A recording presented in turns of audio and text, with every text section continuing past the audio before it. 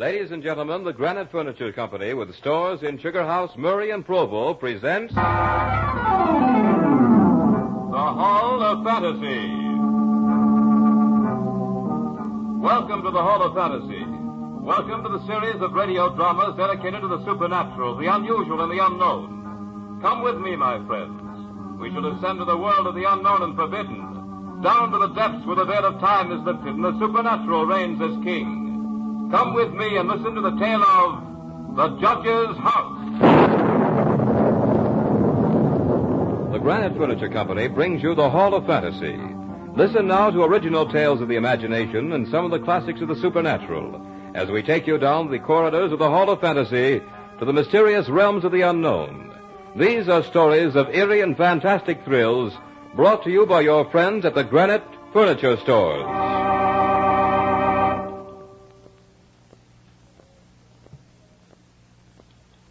And now for tonight's story, a radio adaptation by Bob Olson of Bram Stoker's story entitled The Judge's House. Justice. Peace. How can we be certain of either when hatred burns unchecked, even beyond the grave? I am Malcolm Lane. This is my story. I want to tell it to you while there is still time. I watched them carry the parcels into the judge's house. Mrs. Whittam, whom I had engaged as my housekeeper for the next 3 months, was directing the activity. She was an amusing little character. I had to promise that she wouldn't have to stay in the house after it began to get dark. The upholsterer's man was coming up the pathway with a cart and a new bed. Mrs. Whittam had insisted on this one new piece of furniture because, as she put it... A bed that just hasn't been aired for 50 years is not fit for young bodies to lie on. And she was right, of course. But my head was too full of plans for study to worry about such details as my living quarters. As for the tales about the harsh old judge whose house this had once been, I had only a mild enthusiasm. He must have been quite a character, though, to make an entire village fear him and his house, even 50 years after his death. Mrs. Whittam was positive there was something about the old place, though she nor anyone else quite knew what it was. The consensus of opinion, however, was that they would not take all the money in Drinwater's bank to spend an hour here alone. But Mrs. Whittam startled me with a very rational statement. The place is full of rats, and rats is bogies, just the same as bogies is rats. That explanation suited me very well, for as I said once before, my head was full of plans to study. Examinations were coming up soon, and I had paid 3 months' rent on this old house, so that I would be assured of peace and quiet while I prepared for them. The only mysteries I'm interested in, Mrs. Whittam, are those of harmonical progression and elliptical functions. They're mystery enough for me. Not that you won't find company here, Mr. Lane. I've already cleaned all of 50 years of dust from everything. Oh, but that waistcoat in this room must be hundreds of years old. And you'll find creaky doors aplenty, and loose flats all over, ready to flap in the wind. And bureau drawers that stick and then fall down in the middle of the night. And don't forget the rats. No, Mr. Lane. Don't forget the rats. The workmen were all gone, and but for the busy little figure of the housekeeper, I was alone. It was for this that I'd taken the tiresome ride to Benchurch, a remote little town that had all the attractions of a desert. It was drawing close to evening as Mrs. Whittam was unpacking the last hamper, and I could see that she was beginning to cast worried glances about as the shadows began to creep into the corners of this huge dining room I'd chosen for my living quarters. Oh, you may go now, Mrs. Whittam. It's getting dark in here, and I'm sure you're anxious to get home. You've done well with this old room. I shall reward you with complete possession of this house for the last 2 months of my tenancy. 3 or 4 weeks will be all I'll need, and I'd hate to see that rent money go to waste. Thank you kindly, sir, but I wouldn't stay I here know, for all the money in Drinkwater's bank. I'm really grateful, for I do want to be alone. And if you were not so opposed to it, I might be tempted to accept your company. Ah, you young gentlemen. You fear nothing, and I'm certain you'll get all the solitude you need here. Good night, sir. You'll find your supper beneath the cloth. Good night, Mrs. Whittam. Oh, yes, this was comfort. After I'd finished my supper, I cleared the great oak table and got my books out. Then when I'd put fresh wood in the fire and trimmed the lamp, I sat down to a spell of hard work. I hardly looked up from my books until nearly 11 o'clock, at which time I threw some more wood in the fire and indulged in one of my most deeply ingrained habits, that of tea drinking. I thoroughly enjoyed tea and drank it this night with a sense of real enjoyment. Soon the new wood I had thrown on the fire began to crackle, and the new flame threw quaint shadows about the great old room. And as I sat there sipping my tea, I reveled in a complete sense of isolation. Then, for the first time, I noticed the noise of the rats. Strange, I hadn't heard them before. Maybe they're just getting used to me. But they're bold enough now. How busy they were. What strange noises they made. Up and down the old wainscot they went, and over the ceiling and over the floor, racing and gnawing and scratching. There were so many of them that I'd have sworn that if they set their strength to it, they could have carried the house away. I had a smile when I recalled the words of Mrs. Whittam. Rats is bogies, and bogies is rats. The stimulation of the tea gave me a sense of security, and I grabbed the lamp to take a good look around the room. Strange why such a beautiful old place should have been so neglected for all this time. The carving on the oak panels of the wainscot was fine indeed, and that around the doors and windows was of rare merit. I saw some old pictures on the wall next to the fireplace, but they were coated so thick with dust that I couldn't distinguish any of their details, even though I did hold the lamp high above my head. Now and then I would get a quick start as the light fell upon the old walls and disclosed the glittering eyes of a rat as he would stick his face out of a hole or a crack. In an instant, it would disappear with a squeak and a scamper. Another object that struck me as odd was the rope of a great alarm bell that hung in the corner of the room on the right-hand side of the fireplace. After my inspection tour, I sat in a high-backed chair that was near the fireplace and sipped from another cup of tea. For a while, I thought the noise of the rats would drive me to distraction, but that eased off and I became accustomed to it, the same as a person gets used to the roar of water when he camps beside a stream. Soon I was so engrossed in a mathematical problem that I forgot everything else in the world. But since the solution to the problem came stubbornly, I looked up and was surprised to see that the fire had fallen to a dull red glow. There was a sudden quiet, the strange hush that comes in the hour before dawn. I became aware for the first time that the noise of the rats had ceased. When it had happened, I couldn't remember. But something instinctive told me that it had been in the last few moments, and that it had been sudden. I looked up, and what I saw was a most amazing thing. For there on the high-backed chair sat an enormous rat staring at me through deadly, malignant eyes. I tried to frighten it away, but it didn't stir. I made a motion as if to throw something at it. But it only bared its teeth angrily, and its cruel eyes shone all the more bright. I'd grabbed the poker from the hearth and was going to kill the creature. But before I could reach it, that enormous rat jumped to the floor, and with a squeak that sounded like a consummate hit of the whole world, scampered up the rope of the alarm bell and disappeared in the darkness. Then, as if by a signal, the noise of the other rats started all over again. By this time, I gave up working my problem and bartered it for some much-needed sleep. It was Mrs. Whittam who woke me as she came in to make up the room. You're much paler this morning, Mr. Lane. I am? You shouldn't stay up so late with your work. It isn't good for you. But tell me, how did you spend the night? I was certainly glad to see you. Alive? Oh, yes, that was quite all right, Mrs. Whittam. The something didn't worry me too much. But the rats certainly held themselves a camp meeting. There was one that sat up in that chair by the fireplace and wouldn't go away until I chased him with a poker. It was the biggest old devil I've ever seen. Old devil? Maybe it was the old devil. I only meant Never that... you mind, sir. Many a true word is spoken in jest. Well, pardon me, Mrs. Whittam. I didn't mean to be rude. But the thought of the old devil himself sitting in that chair last night struck me as being rather funny. And it's a good thing you can laugh. But all the same, if I were to spend the night here tonight, oh, heaven forbid, I'd make sure I was ready for him.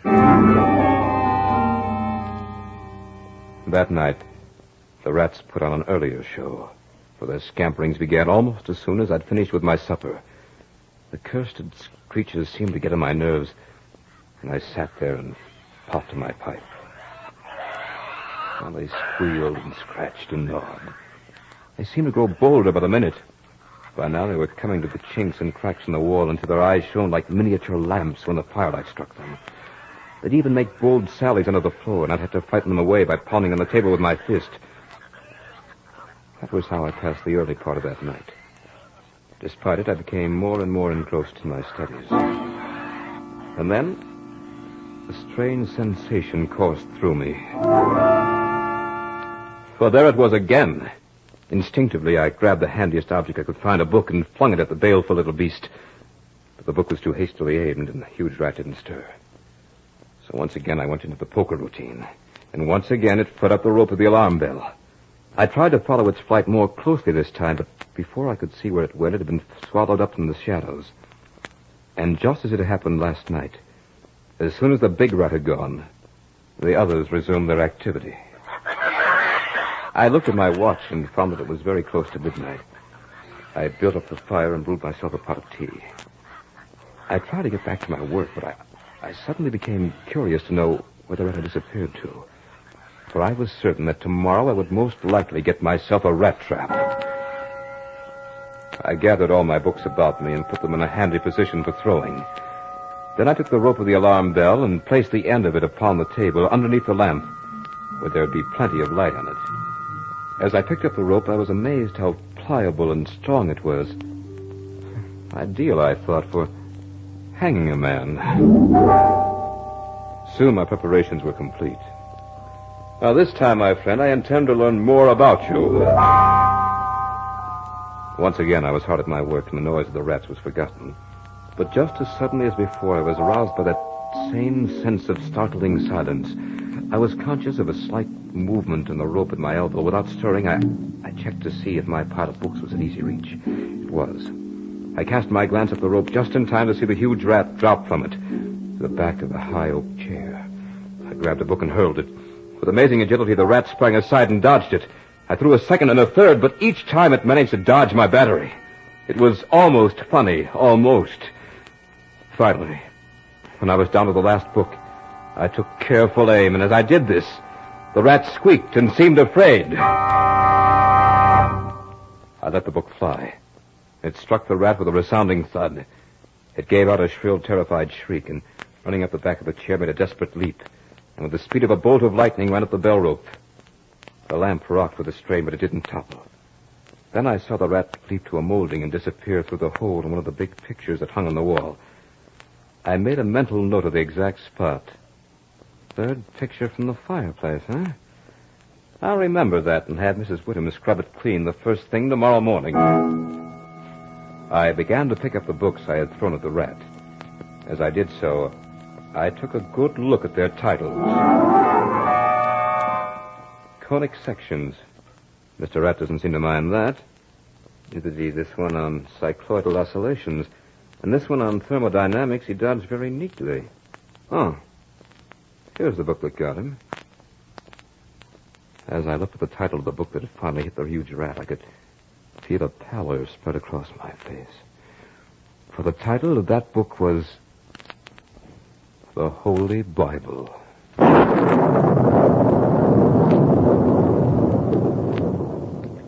You are listening to The Judge's House by Bram Stoker in tonight's journey down the corridors of the Hall of Fantasy, brought to you by your friends at the Granite Furniture Company with stores in Sugar House, Murray, and Provo.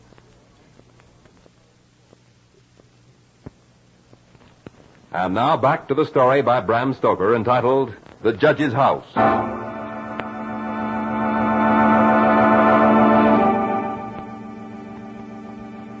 Mr. Lane, this is Dr. Thornhill. Dr. Thornhill, are you ill, Mrs. Whittem? Your pardon, Mr. Lane, but Mrs. Whittem wanted me to come up here and have a talk with you. A talk? Well, in that case, let me prepare some tea for you. Oh, please don't. That's one of the things I came to talk to you about. Mrs. Whittem thinks you drink more strong tea than is good for you. She tells me also that you put in quite long hours at your studies. Mrs. Whittem, I engaged you as a housekeeper, not as a guardian. Oh, please, Mr. Lane, I didn't As a mean matter to... of fact, Lane, she didn't mean to have me talk to you at all. That was my idea. I see. Well, now that you're here, what do you want me to do? Leave this house. Well, even if I could see the reason for it, I doubt if I would. But as for the tea and late hours, I might be able to give them up. Would it make you feel any better, Mrs. Whittam, if I promised not to study after 1 o'clock tonight? Yes, if you promise. Then I promise. I advise you, not as a total stranger to your problem, Mr. Lane. I was a student once myself, you know. Of course. Shall we shake on it, Doctor? Fine. Now, if you will, I wish you'd tell me what you've noticed in this house. Well, it's just as I've told Mrs. Whittam. I'd be working late, and I'd suddenly be... And when I looked to see which book it was that had struck the rat, the devil, as Mrs. Whittam calls it, I was amazed to find that it was the Holy Bible. There now. Please, Mrs. Whittam, you're not hurt. Now, Mr. Lane, you say the rat always went up the rope of that alarm bell? Always. I suppose you know what that rope is? No, why? It's the very rope the hangman used to execute the victims of the judge's hatred. Oh, no. Now, Mrs. Whittam, there's no reason to get upset about this, really. Doctor, you shouldn't put such horrible thoughts in poor Mr. Lane's mind. He has enough to unseat him already. I did it for a definite purpose. Mr. Lane, I want you to fix your attention on that rope. Now, I know you're sound of mind and body, but hard work and long hours and this suggestion of the devil, especially in this lonely old house, can do things to the mind. Now, I don't mean this as any offense, but if you should find yourself having, well, hallucinations or some unexplainable fright, I want you to pull that rope. It'll give us some kind of a warning in the village. We might be able to be of some help. Well, thank you, Doctor. I'll do that. I may get stuck with a problem. Fine. Goodbye, Mr. Lane, and, well, I wouldn't be surprised if Benchurch hears the alarm bell from the judge's house tonight. I didn't quite share the doctor's views, but just the same, I caught myself staring at the bell rope. The more I stared, the more restless I became, and every now and then my mind would conjure up the vision of some wretched victim dangling from the end of it. But that line of thinking would have me out of my mind in a hurry. Mrs. Whittam had made the place neat and homey. I wandered over to one of the big windows and flung it open. I was surprised to find that a sharp wind had come up, a very cold wind for April. It was more than a sharp wind, really, for it was carrying a storm. Little drops of rain began to pelt me in the face until soon it became a thing of fury. I bolted the shutters and built up the fire with some fresh wood. I was uncomfortable and was only vaguely conscious of the reason. Suddenly I knew. The rats were quiet tonight. It gave me a slight case of the jitters, and I instinctively took a hasty glance at the bell rope. The rope was quite still. I wanted a hot cup of tea, but remembering my promise to Mrs. Whittam, I desisted. Instead, I sat at the great oak table and opened my books. Soon I had started a problem, and the noise of the rats began. For the first time since I had taken up residence in the judge's house, I was glad to hear those rats. I had worked for an hour or so and suddenly became conscious of the furious storm outside. I was thankful that I didn't have to be out of it. The faint movement of the bell rope impelled me to walk over to it and take it in my hand. I saw nothing. It had only been the wind, and the rope was rising and falling gently with each new gust of air, which caused the bell to sway back and forth a little. That rope had a deadly fascination to it. I wondered why the judge wanted such a grisly memento in his house. The thought of it sent a chill through me. Or was it a thought? Didn't I sense a tremor along that rope? I couldn't be sure, but at that moment I remembered the picture. I walked over to the table, picked up the lamp, and approached the spot where I'd seen the picture the night before. I counted out the pictures until I came to the third one from the fireplace. Even before I raised the lamp, I could see that Mrs. Whittam had washed it clean as I had told her to do. Then what I saw gave me such a start that I nearly dropped the lamp. My knees almost gave way beneath me, and I was conscious of huge beads of perspiration that were forming on my forehead. Just looking at it made me tremble like an aspen leaf. The picture seemed fairly to leap out at me. For there, dressed in his scarlet and ermine robes with the judge, with his merciless, evil face, his sensual mouth, and a nose that was shaped like the beak of a bird of prey. His face had a cadaverous culling. It was a ghastly picture. But it was the eyes that really made me go cold. For those eyes were... And heaven help me if I'm going mad.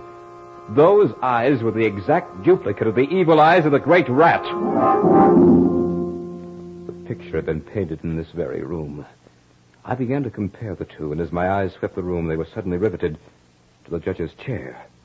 For there, with the rope hanging behind it, sat the huge rat with the judge's eyes. and the hatefulness was now intensified with a fiendish leer. Never did the wind howl so. This had to stop. I wanted some tea, but I didn't take any. The doctor had been quite right. My nerves must have been getting drawn pretty taut. Strange, too, because I never was in better health. Well, no tea. We'll substitute some brandy. Let's see now.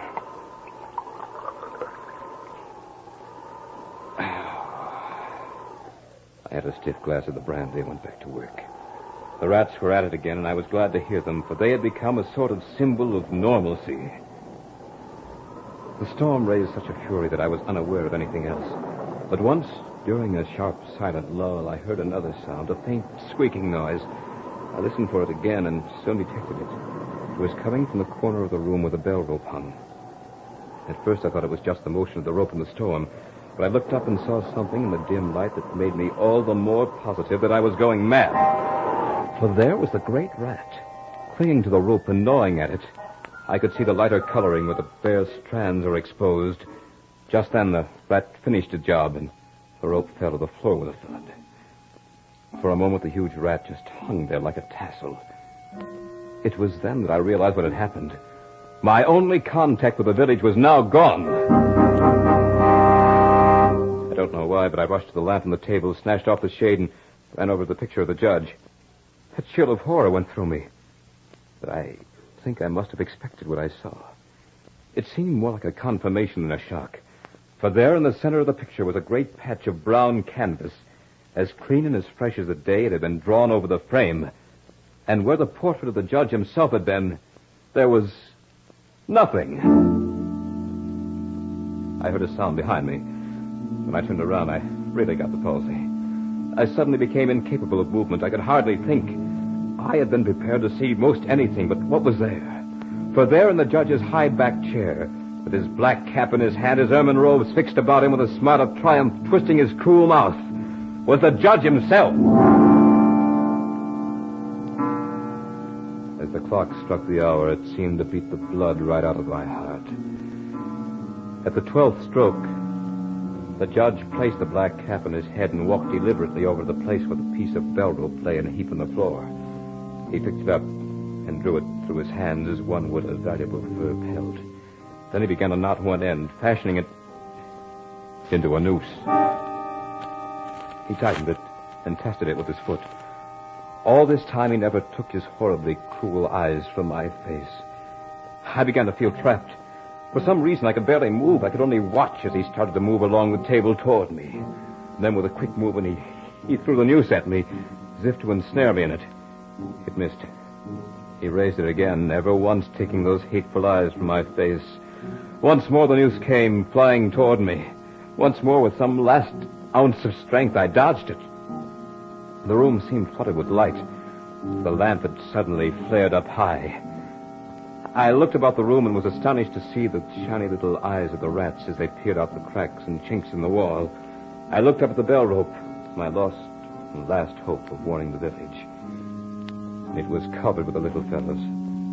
Funny thing, but those rats were the only thing that gave me even the slightest sense of comfort.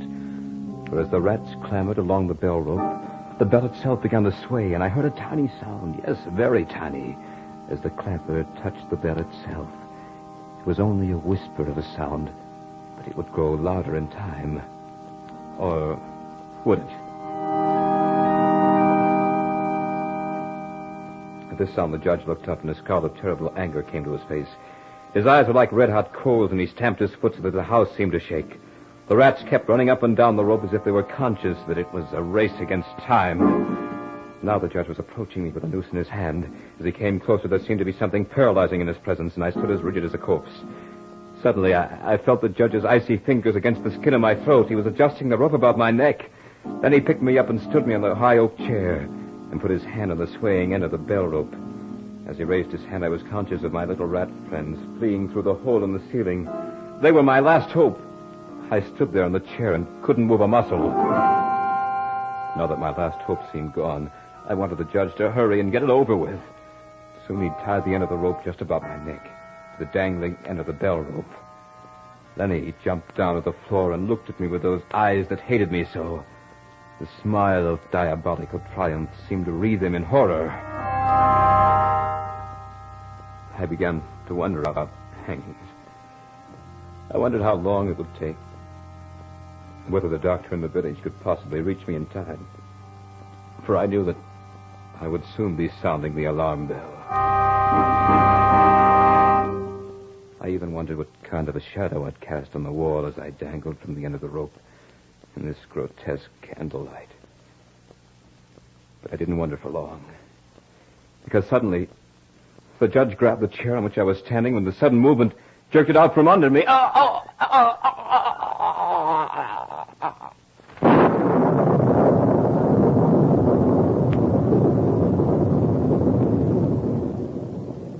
So runs the tale of The Judge's House.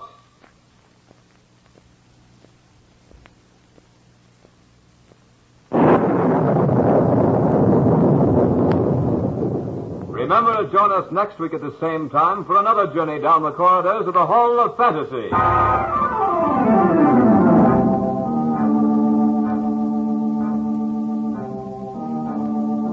Tonight's program was adapted from the story by Bram Stoker entitled The Judge's House. Heard in tonight's program were Dick Thorne as Malcolm Lane, Beth Calder as Mrs. Whittam, and Mal Wyman as the Doctor. Musical background was provided by Earl Donaldson. The technical supervisor was Nephi Sorensen. This program was written by Bob Olson and produced and directed by Richard Thorne.